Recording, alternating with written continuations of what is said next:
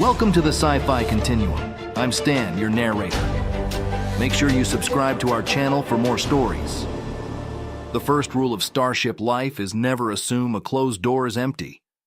The second rule is never trust a shower pipe that keeps rattling after the water's stopped. On the SS Hard-On, the two rules collided in a single steam-filled moment that would haunt, embarrass, and ultimately delight the crew for weeks to come. Torla Virik shuffled down the engineering corridor of the Hard-On with a sigh that could have been a low-frequency alarm. The day's diagnostics had been a nightmare of flickering conduits, a stubborn grav stabilizer, and a crew of humans shouting over one another in a language that still sounded like static to her. Her skin, the shade of a calm blue, glowed faintly against the steel walls. Auburn waves fell around her shoulders, catching the harsh lights in bright strands. Green eyes, sharp as a predator's, scanned the panels for the next task.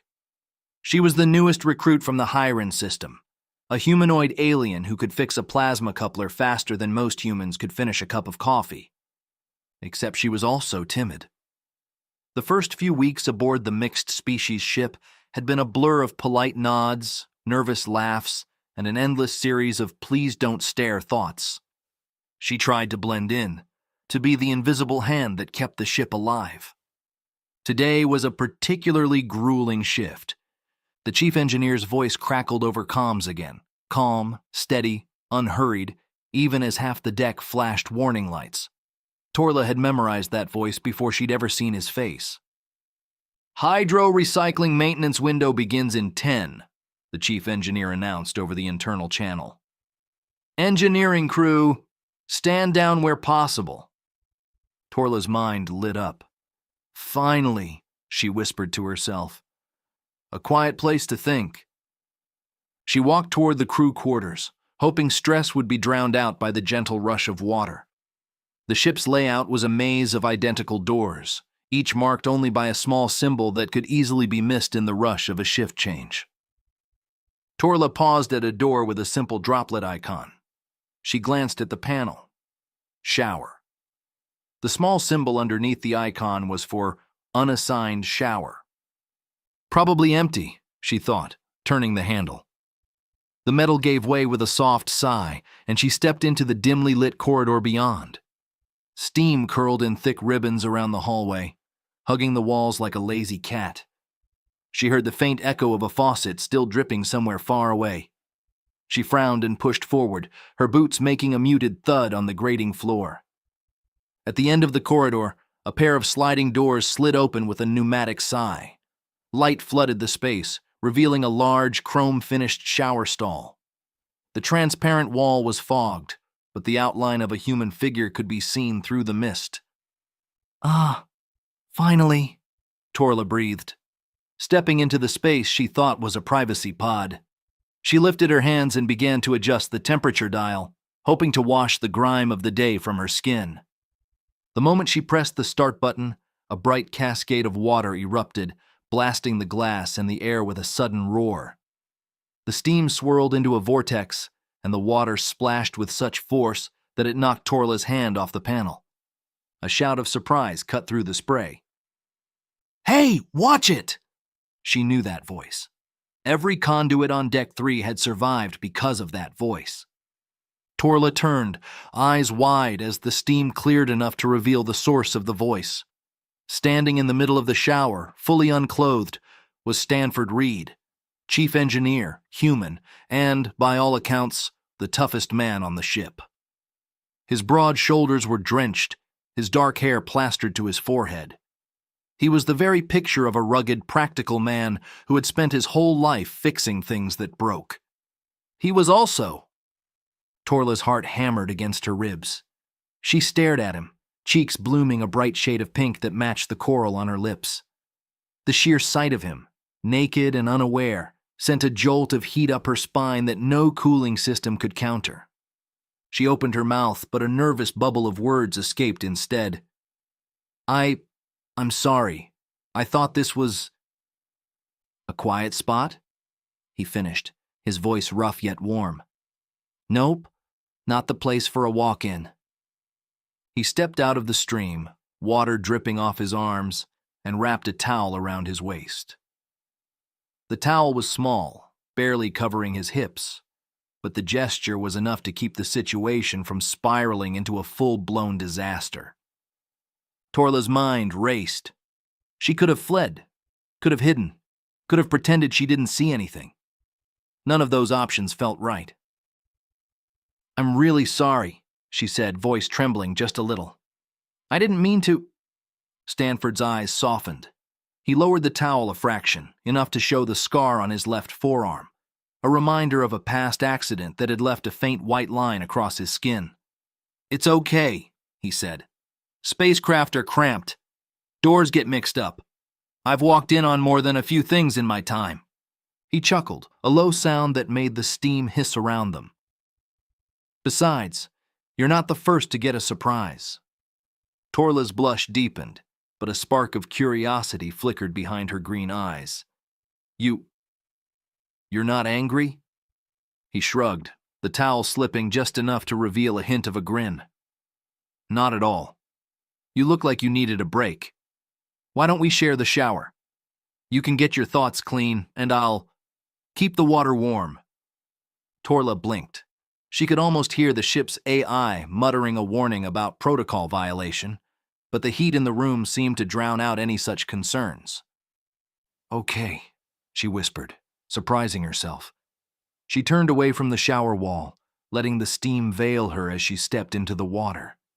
The water pounded against their skin, sending rivulets racing down their bodies. The heat wrapped them like a blanket, turning the awkward encounter into something oddly intimate. Stanford's voice, normally gruff and commanding, turned soft. "You're a good engineer," he said, looking at the small device hanging from Torla's belt. "Your hands move quick." Torla giggled, a sound that bubbled up despite her nervousness. "I try." She glanced at his chest, at the wide muscles that flexed as he adjusted the temperature. "You're Chief Reed." He nodded. "Stanford. Off duty, it's Stanford. And you're Torla Vierick." He smiled, a flash of teeth that seemed to glow in the steam. "Looks like we have a lot in common," she replied, noticing how the water made the metal on his forearm glint. "We both get walked into by the wrong doors." He laughed, the sound echoing off the chrome. "Seems that way." He reached out, his hand brushing against the curve of her shoulder. The contact sent a jolt through her, more electric than the ship's own power grid. Torla's mind, which usually filled with equations and schematics, was suddenly filled with a different kind of calculation. She measured the distance between them, the heat of his skin against hers, the way the water seemed to dissolve any remaining barriers. Stanford's eyes flicked down to her exposed skin. He lifted his towel just enough to reveal a faint scar on his chest, the same one she'd seen in the mess hall poster about ship safety. "You're beautiful," he said quietly. "Your skin, it's like the sea. It's calming." Torla felt her cheeks flush again, but this time the color was not embarrassment. It was something that felt like a sunrise. She reached out, her fingers wrapping around the smooth metal of his wrist. "You're strong and handsome." He smiled, a grin that softened the creases at the corners of his mouth. "Strong enough to keep you from falling." He lifted her gently, the water swirling around them, and placed her against the tiled wall. Her gaze dropped, only for a second. The towel was a poor engineer, straining to contain what it clearly could not. Torla's pulse stuttered. She had recalibrated engines before. She had never recalibrated a man. Their bodies pressed together, the heat of the water mixing with the heat building between them. Torla's heart hammered, but she no longer felt afraid. She felt alive. The water hammered around their legs, making a rhythm that matched their breathing. Stanford's hands traveled up Torla's back, feeling the fine ridges of her skin, a texture he had never encountered before. He traced a line down her spine and she shivered, not from cold but from the electricity of his touch. "Are you sure about this?" he asked, his voice a low rumble. Torla's eyes glittered. I've never been more sure. He pressed his lips to hers. The kiss was slow, a test of boundaries, then deepened as they both surrendered to the moment. Their tongues tangled briefly, tasting the metallic tang of water and the faint hint of their own breath. The steam rose higher, filling the shower with a fog that turned their silhouettes into ghostly figures. They moved together, the water splashing in arcs, their bodies finding a rhythm that felt as natural as the ship's own propulsion system. Stanford's hands slipped under Torla's towel, and she felt the softness of his chest, the firmness of his muscles. Her own hands explored the curve of his back, the defined line of his shoulders. The water ran over their skin, making the contact slick, almost weightless. She arched against him, her body responding to his touch like a circuit completing a connection. He groaned softly, the sound blending with the hiss of the shower. Their movements grew faster, the steam clouding the air, the water turning into a warm cascade that washed away any lingering doubts. In a moment of shared intensity, they reached a peak that left both breathless.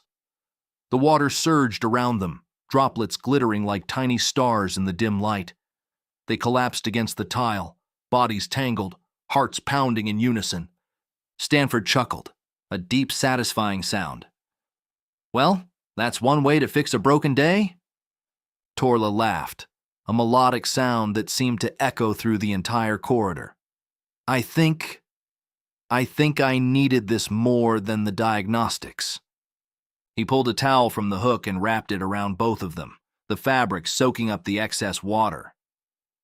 Let's get out before someone else walks in. She nodded, still smiling, feeling a strange mix of embarrassment and exhilaration. Yes. And maybe, after this, we can find a real quiet spot for contemplation. He raised an eyebrow. You want to keep the engine humming, or you want to keep me humming? She winked. Both, I guess. They stepped out of the steam and into the bright hallway. The door they had entered originally was still ajar, the gentle humming of the ship's life support system filling the space. A few crew members passed by, glancing curiously at the wet duo. She froze momentarily. Her skin deepened from soft blue to violet along her cheek ridges. She whispered to him, "What if they find out I made love to the boss?" Stanford gave Torla a quick, protective glance as they walked down the corridor. Don't worry, he whispered back. I won't let anyone make a fuss about this. She felt a surge of gratitude, a feeling that went beyond the physical. Thank you, she said, her voice soft. The chief engineer led her to the mess hall, where the rest of the crew were gathered for a quick meal. The atmosphere was casual, the aroma of synthesized coffee and protein paste floating in the air. Stanford greeted the crew with a grin, and a few chuckles rippled through the room. Looks like the ship's water system isn't the only thing that's leaking, he joked, glancing at Torla. She blushed again, but this time her smile was genuine. I'm sorry for the mess, she said, a mischievous sparkle in her green eyes.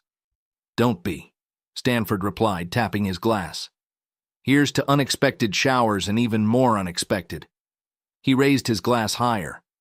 Crew chemistry. The crew laughed, raising their own cups. Torla focused very hard on her protein paste, as if sheer concentration could force her skin back to its usual calm blue. The conversation drifted to ship maintenance, to a recent asteroid field they had navigated, and finally to the growing camaraderie that bound them together. Later, in the quiet of the engineering bay, Torla and Stanford found a moment to talk. Do you think this will cause any trouble? Torla asked, her voice barely above a whisper. Stanford leaned against a console, his eyes fixed on a distant star on the navigation screen. It might, he said, but I think the crew will understand. We're a mixed species crew. We're used to learning from each other. She smiled, feeling a warmth that had nothing to do with the ship's temperature controls. I've always thought I'd be the one fixing things, not getting fixed. He turned, his gaze meeting hers. Sometimes the best repairs happen without tools. She laughed, the sound bubbling up like a tiny engine. You're a weird one, Stanford. He winked. And you're a brilliant engineer, Torla. Together we'll keep this ship running and maybe keep a few hearts racing. The next day was business as usual, until the comm buzzed. Deck 3 stabilizers need recalibration. The calm voice over comm sent heat racing up her spine. 12 hours later, and her skin still hadn't forgiven her. A few weeks later, after the incident had become the talk of the ship's mess hall, a small but private module was designated for crew members who needed a place to think. It was a tiny room with a viewport looking out onto the star-filled void. The walls were lined with soft, blue-hued panels that matched Torla's skin, and a single hammock swayed gently in the artificial gravity. Stanford was the first to suggest it to her. "I think you deserve a place where you can actually have a quiet moment," he said, handing her a data pad. "No doors that open onto showers." Torla accepted the pad, her eyes flickering with gratitude. "Thank you." She entered the module, feeling the gentle sway of the hammock as she settled in. The view outside was a canvas of stars, each one a point of light in an endless dark. She closed her eyes and breathed, feeling the steady thrum of the ship's engines as a soothing background. A soft knock sounded on the door. She opened her eyes to find Stanford standing there, holding a tray with a steaming cup of synth cocoa and a small plate of pastries. "Thought you might want a snack," he said, stepping inside. He placed the tray on a low table and sat next to the hammock. "Mind if I join you?" She shook her head, a smile spreading across her face. "Please." They sat in companionable silence for a moment, watching the stars drift past. Torla let the quiet settle into her bones. Out there was the vastness of space, cold, endless, indifferent. In here was warmth, laughter, and the steady presence of someone who had once been just a gruff voice over comms. "I used to think I didn't belong on a human ship," she admitted softly. Stanford bumped his shoulder against hers. "Funny. I used to think I didn't need anyone in engineering." She smiled at that. Outside, a streak of starlight flared as they slipped into faster-than-light travel, the view stretching into brilliant ribbons. "Looks like we're both good at recalibrating," she said. "Best upgrade this ship ever got," he replied. She reached for his hand, threading her slender fingers through his. The engines hummed, steady and strong beneath them, no longer just machinery, but a shared heartbeat. On the SS Hard-On, doors might open at the wrong time, showers might surprise the unsuspecting, and corridors might echo with awkward laughter. But somewhere between steam and starlight, two engineers had found something unexpectedly perfect. And this time, when a door closed, they both knew exactly who was on the other side.